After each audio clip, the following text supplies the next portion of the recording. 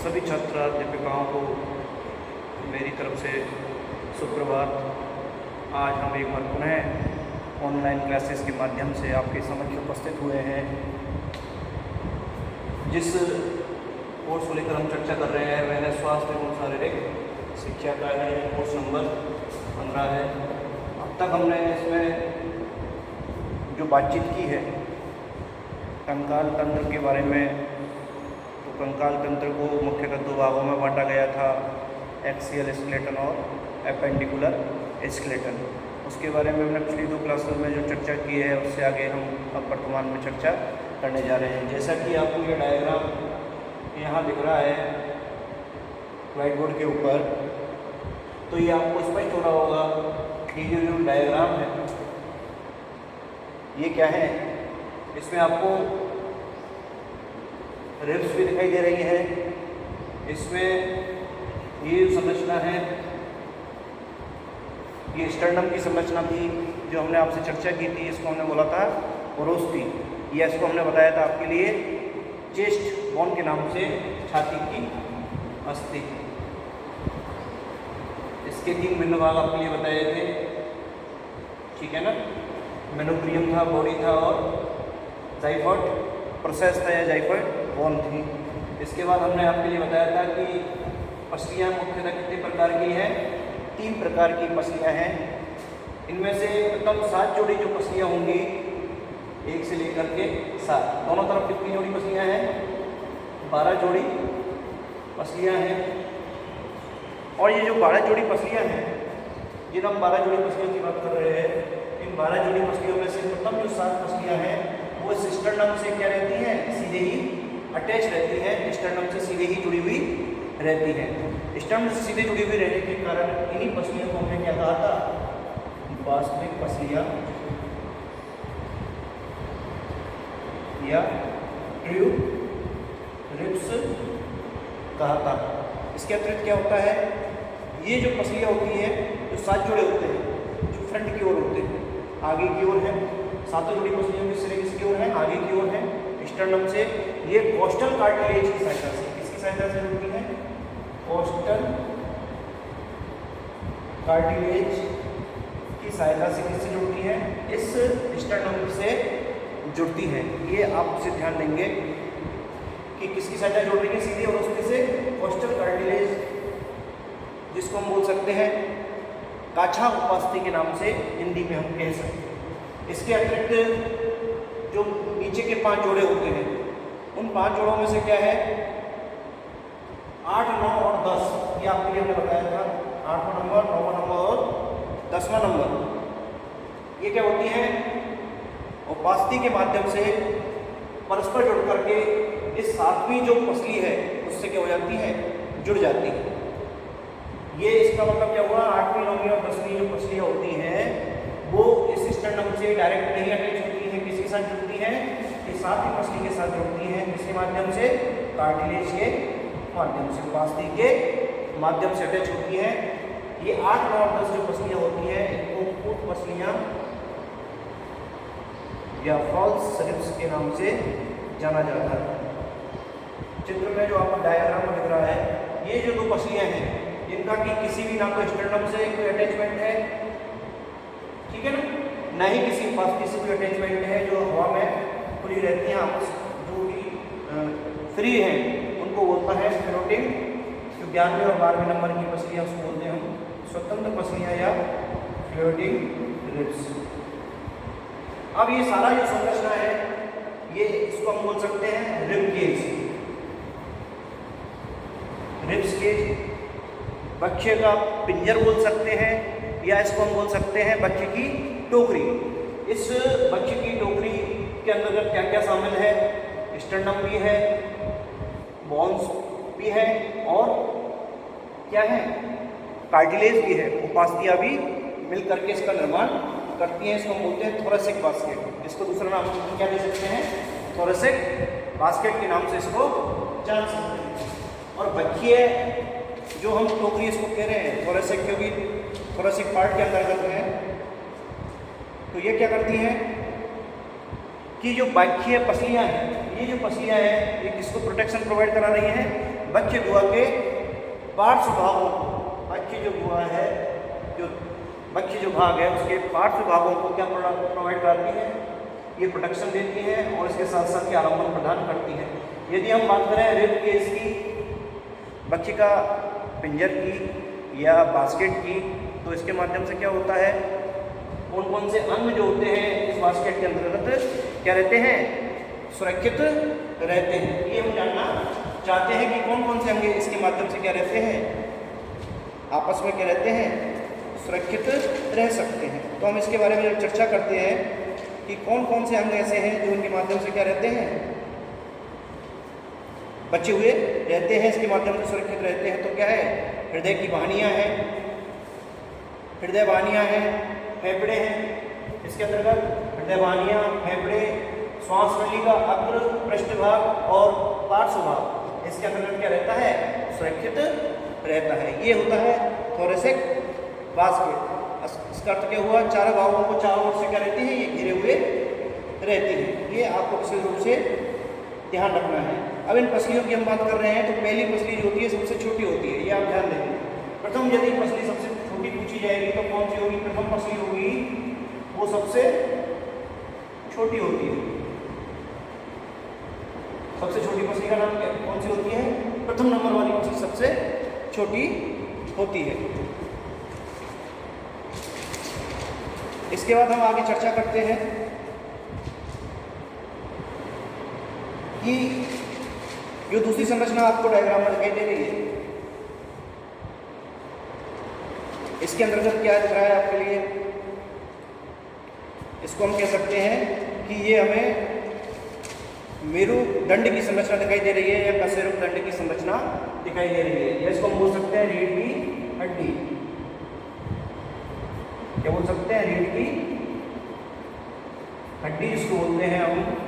ये है क्या, कशेरुक दंड की संरचना, ये कशेरुक दंड है। अब इसमें कशेरुक दंड के अंतर्गत आपको क्या दिखाई दे रहा है कि कशेरुक दंड की जो संरचना हम देखते हैं, इन संरचना के अंतर्गत हमें क्या क्या दिखाई देता है, प्रथम 7 जो कशेरुक होते हैं, ये क्या है, कशेरुक दंड की जो संरचना होती है वो किसके माध्यम से होती है, इसको वर्टिब्रल कॉलम बोलते हैं। इसमें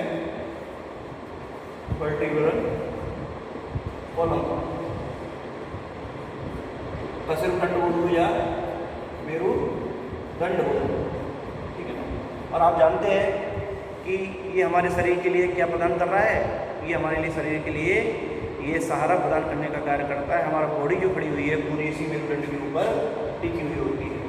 प्रथम 7 जो कशेरुक होंगे, ये जो कशेरुक आपको देख रहे हैं, एक एक कशेरुक है अलग अलग, ये 1 से लेकर के और नंबर 7, ये 7 तक जो कशेरुक हैं तो हम ग्रीवा कशेरुक के नाम से जानते हैं। इसके नाम से ग्रीवा कशेरुक या सर्वाइकल वर्टिब्री।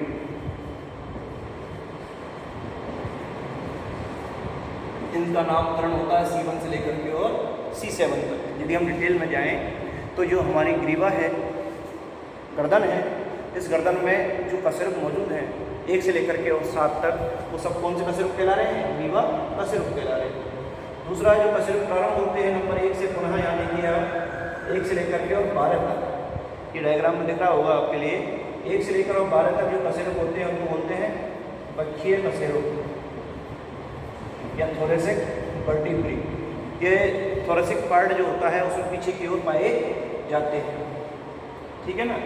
आप ये ध्यान रखेंगे कि जब हम इसकी बात चर्चा कर रहे हैं तो ये बक्षीय कशेरुक से लेकर के और आगे ये पसलियाँ क्या कर रही हैं, ये पसलियों की जब हम बात कर रहे हैं कि पसलियाँ क्या करती हैं, ये मेरुदंड जो है हमारा, मेरुदंड से लेकर के और सामने ओरोस्ती स्टर्नम तक किसको घेरे रहती हैं, बच्चे के भाग को घेरे हुए रहती है, क्या पसलियाँ घेरे हुए रहती हैं।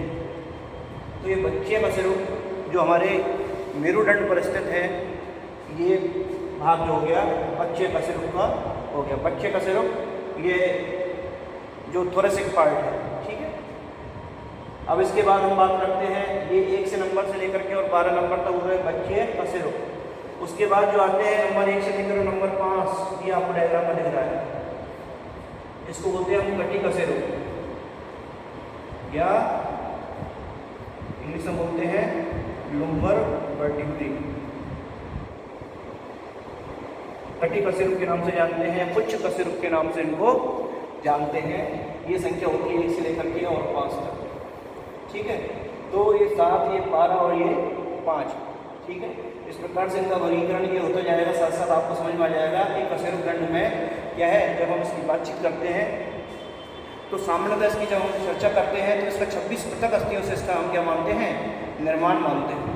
26 पृथक अस्थियों से निर्माण मानते हैं। हालांकि जब आपको प्रश्न यदि ऐसा आ जाए कि कशेरुक दंड में कुल कितनी अस्थियाँ होती हैं, तो कुल अस्थियों की संख्या होती है इसमें 33। कैसे कैसे होती है वो हम आपको समझा रहे हैं। 26 हो गए इसमें पृथक अस्थियाँ। 24 जो होती है ये पृथक होती है इनमें से। 24 कैसी है, पृथक है। यहाँ जो हम बात कर रहे हैं नंबर 1 से 5, ये एक तरफ या सैक्रम पार्ट कहलाता है। ये सैक्रम कशेरुक है, अतिरिक्त कशेरुक इसको कहते हैं। ये एक संयुक्त अस्थि है। कैसी अस्थि है, ये संयुक्त अस्थि कहलाती है। ये नंबर 1 से और 5 आपको यहाँ डायग्राम में दिख रहा है। फिर 1 से 4 जो है इसको बोलते हैं अनुत्तरिक्त। ये भी एक संयुक्त अस्थि है। और ये अनुत्तरिक्त जो होता है, अनुत्तरिक्त कशेरुक इसको बोलते हैं। इसको इंग्लिश में बोलते हैं कॉक्लिक्स। कॉक्लिक्स के नाम से जानते हैं। वास्तव में क्या है, ये संयुक्त अस्थि है। तो जब हम इनकी चर्चा करते हैं, कितनी हो गई, 24 तो हो गई आपकी पृथक। 24 हो गई पृथक। 24 के बाद 5 और 4, ये 5 हो गई। ये वास्तव में अलग अलग होती हैं, जोड़े में रहती हैं, इसलिए इनको हमने संयुक्त बोल दिया है। तो 24 और 5 29, 29 और 4 33। तो टोटल कितने कशेरुक हो गए, 33 हो गए कशेरुक दंड के संरचना के अंदर। अब कशेरुक दंड जैसे कि हमने चर्चा की है, ये क्या बनाता है, किसी भी प्रकार की यदि आपके बॉडी पोस्चर के अंदर यदि कोई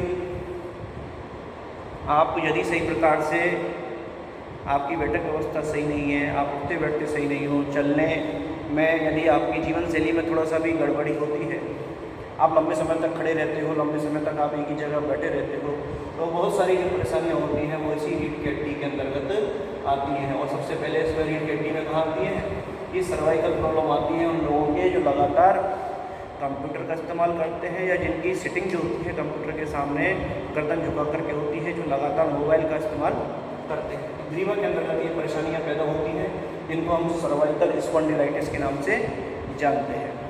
इसी प्रकार से यहाँ जो पुच्छ कशेरुक होता है 1 से लेकर 5 तक, यहाँ क्या होता है, स्लिप डिस्क की समस्या आ जाती है। तो ये कटी भाग में नंबर का वर्टिब्री में यदि कोई डिस्क स्लिप हो जाती है तो वहाँ से vertebral disc problem, slip disc इसको बोलते हैं, वो परेशानी आने लगती है। इसके और भी बहुत से कारण हैं। ऊंची एड़ी की जो पेंसिल वाली नोक आती वाली जो सैंडल होती है उनको पहनने से भी इसकी समस्या में गड़बड़ी उत्पन्न होती है। आगे हम चर्चा कर रहे हैं इसी पर कि ये कशेरुक दंड जो होते हैं, ये कशेरुक दंड है, इसके अंदर प्रत्येक जो कशेरुक है वो लिगामेंट्स के द्वारा आपस में क्या है, जुड़े हुए रहते हैं। लिगामेंट्स का कार्य क्या होता है, बोन से बोन को जोड़ने का कार्य होता है। तो लिगामेंट्स के माध्यम से जुड़े रहते हैं। फिर आप बोलेंगे कि ये कशेरुक जो होते हैं उनको हम आराम से टर्न कर सकते हैं, हम उठते बैठते हैं, मोड़ लेते हैं, आपस में शरीर को रीढ़ की हड्डी मुड़ जाती है। कारण क्या होता है कि फ्लेक्सिबल होती है, लचीली होती है।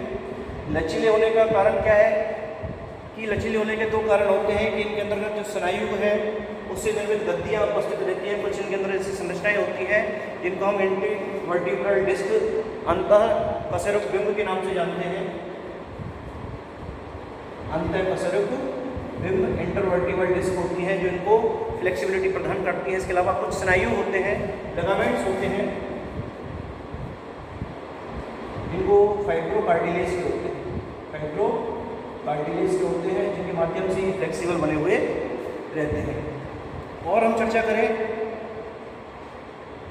कि मानव और अन्य सभी स्तनियों के अंतर्गत ये जितने भी कशेरुक होते हैं, वर्टिब्री होता है, एक कशेरुक जो होता है उस कशेरुक की संरचना देखें तो उसके अंतर्गत क्या होता है, कशेरुक का काय होती है।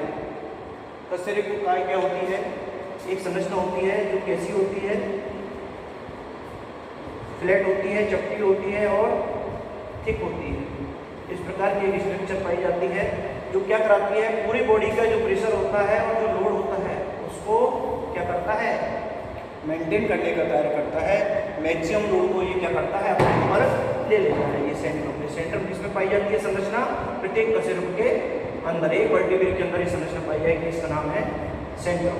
और ये सेंट्रम जो होता है मनुष्य और अन्य स्तनियों के अंतर्गत किस प्रकार की आकृति होती है इसकी? एम्फीप्लेटन प्रकार की। कैसी होती है?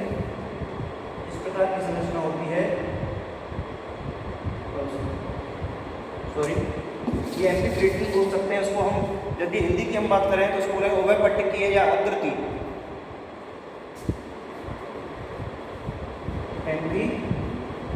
एम्फीप्लेटन और एसिलस, एसिलस बोलते हैं, ठीक है ना। उभयपट्टिकीय या आकृति संरचना बोलते हैं। कैसी होती है? एसिलस जैसी संरचना है तो ये बिल्कुल फ्लैट होगी, इस प्रकार की होगी, चाहे एंटीरियर देख लो चाहे पोस्टीरियर देख लो। सॉरी नीचे आपको दिख नहीं रहा है, मैं यहाँ दिखाने आपको कोशिश करता हूँ दोबारा से कि ये संरचना किस प्रकार की है। इसको बोलते हैं एम्फीप्लेटन और एसिलस। आकृति या उभयपट्टिकीय बोलते हैं। इसमें क्या होता है? जो एसिलस प्रकार की है वो तो कैसी होगी? इस प्रकार की होगी, बिल्कुल फ्लैट होगी। और जो एम्फीप्लेटन प्रकार की है वो किस प्रकार की होगी? बाहर की तरफ उठी हुई संरचना होती है, बाहर की तरफ उठी हुई संरचना होती है, जिसको हम बोलते हैं क्या? उत्तल। जैसे कि हमारी आँख तो कैसे है? बाहर की तरफ निकली हुई संरचना है, जो बाहर की तरफ जिसका ओवाल है, तो इस प्रकार की क्या होती है? सेंटर की संरचना होती है। और भी प्रकार होते हैं, जिसको हम यदि इंग्लिश की बात करें तो कॉन्वेक्स प्रकार बोलते हैं इस प्रकार को, ठीक है। अब आगे बात करते हैं नामकरण की। हमने की इसका नामकरण किस प्रकार से किया जाता है कि शरीर के जिस भाग में ये कशेरुकाएं उपस्थित रहती हैं, कशेरुक उपस्थित रहते हैं, उन्हीं के अनुरूप इनका नामकरण किया जाता है। गर्दन में स्थित है तो ग्रीव कशेरुक, मध्य भाग में स्थित है मध्य कशेरुक, कटी भाग में उच्च भाग में स्थित है तो कटी कशेरुक, त्रिक भाग में है तो त्रिक कशेरुक, और अनुत्रिक भाग में है तो अनुत्रिक कशेरुक के नाम से इनको जानते हैं। प्रथम जो ग्रीवा कशेरुक होता है, इसका नाम है एटलस, जो कि करोटी से जुड़ा हुआ रहता है। ये आपको मैंने पिछली क्लास में बताया था। इसको बोलते हैं एटलस के नाम से। द्वितीय जो होता है उसको बोलते हैं एक्सिस के नाम से। और ये 5 जो होते हैं वो बोलते हैं टिपिकल सर्वाइकल वर्टिब्रेट, ठीक है ना। इस प्रकार से टिपिकल ग्रीवा कशेरुक इनको कहते हैं। इस प्रकार से हम देखते हैं कि कशेरुक दंड की संरचना होती है पूरी। और इस कशेरुक दंड के साथ साथ एक चीज़ और मैं आपके लिए बताना चाहता हूँ, आलम्बन सारे का तैयार तो कर ही रहे हैं। इसके अतिरिक्त यदि हम और चर्चा करें इसके ऊपर, तो कशेरुक दंड के अंदर क्या है? यहाँ कुछ एक द्रव्य पाया जाता है, दूसरे द्रव्य, उस द्रव्य के अंदर क्या रहता है? इसके अंदर एक नाल पाई जाती है, ड्यूरल कैनाल जिसको हम बोलते हैं। वो आपके लिए मैं चर्चा का विषय है, उस पर थोड़ा सा हम चर्चा करते हैं कि कशेरुक दंड में क्या होती है। समीपवर्ती जो कशेरुकाएं हैं, ये कशेरुकाएं होती हैं, वो समीपवर्ती कशेरुकाओं से जुड़ने के लिए क्या होता है? इनमें कुछ प्रवर्त पाए जाते हैं, प्रोसेस पाए जाते हैं, इस प्रकार के आपको दिख रहे हैं, इस प्रकार से अटैच हो रही है आपस में। तो इनको बोलते हैं अग्रयोजी प्रवर्त या पश्चयोजी प्रवर्त। प्री जाइगोफाइसिस या पोस्ट जाइगोफाइसिस।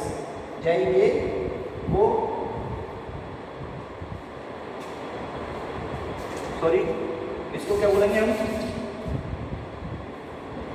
जाइगोफाइसिस। इसमें आगे लगा देना है आपको प्री और दूसरी तरफ लगा देना है पोस्ट। इसको मतलब कशेरुकाएं आपस में जुड़ने के लिए आपको दिख रहा है जगह जगह ये इस प्रकार से जो है अटैच रहती है। तो अग्रयोजी प्रवर्त या पश्चयोजी प्रवर्त द्वारा एक दूसरे से क्या रहती हैं? फ्यूज रहती है, जुड़ी हुई रहती हैं। कशेरुक दंड के अंतर्गत कशेरुकों के क्रम से जुड़ने पर क्या होगा? इनकी तंत्रिका नालें जो होती हैं, न्यूरल कैनाल्स, इनके अंदर क्या होती हैं? तंत्रिका नालें होती हैं, न्यूरल कैनाल होती हैं, जो खोखली संरचनाएं होती हैं। और इस खोखली नली के अंतर्गत क्या रहता है? ये न्यूरल कैनाल है। इसके अंतर्गत जब जुड़ते हैं आपस में तो इनके अंदर न्यूरल कैनाल है। उस न्यूरल कैनाल कैसी है? खोखली संरचना है। उसके अंतर्गत क्या सुरक्षित रहता है? स्पाइनल कॉर्ड, मेरुरज्जु क्या रहता है? प्रिजर्व रहता है। मेरुरज्जु इसके अंतर्गत क्या रहता है? सुरक्षित रहता है। और मेरुरज्जु का जो कार्य है वो क्या है? मस्तिष्क से जो भी संदेश बॉडी के अन्य पार्ट को जाने हैं उनको संचारित करना, या रिफ्लेक्स रिएक्शन होते हैं, प्रतिवर्ती क्रियाएं हैं। जैसा आप जानते होंगे कि यदि प्रकाश आता है आके हमारी क्या कहते हैं, हम आँखें हम झपकाते हैं। यदि कोई तेज प्रकाश हमारी आँखों में डाला जाता है तो हमारी आँखें बंद हो जाती हैं। इसी प्रकार से यदि सुई चुभती है तो उसका संदेश हमें मस्तिष्क तक तुरंत हमें एहसास होता है कि हाँ, हमें कोई कांटा या सुई चुभ गई है। तो रिफ्लेक्स एक्शंस की सूचना जो है वो मेरुरज्जु पहुँचाएगा। इसको हम बोलते हैं स्पाइनल कॉर्ड।